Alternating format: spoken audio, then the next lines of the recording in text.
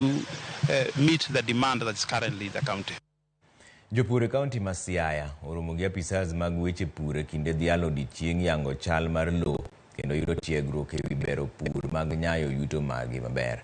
Jagoro migawo mar pur e kaunti ma Siaya Elizabeth Adongo yango ni chenro mar tiego jopur e yango chal mar lowo dhi konyo bero yor lony mag konyo yor yuto margi.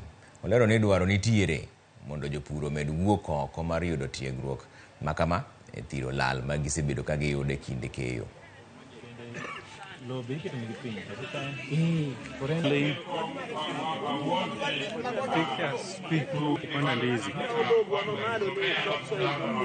Ne an kod chandruok maduong' ahinya kapok na upuonja technologies mag pur manyasani. Nene puothani ka pure nena yudoga ogunda 3 nyaka 4. To nyaka nene chak tiyo gi lony manyasani mano puonja kod Weltunga, chamba neno medre sane yudo gunde 10 nyaka 15 i puotha matin no. To puotha matin no atime gik madongo.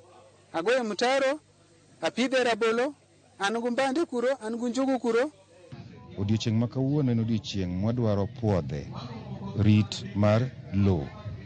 Nikech lowo gi pi e gigo mamiyo dongruok mar ngima mora mora betie. Ka orit lowo makare gi yo masani mi itimogo pith to okan nyaka pi to dongruok mar chiemo bedo malo. Wase kendo yudo ywak jopur mang'eny mawacho ni mama ne watiyo gi fertilizer, watiyo gi DAP, watiyo gi mage to ok wayudo. To wanyisogi ni gino ok chak gi fertilizer.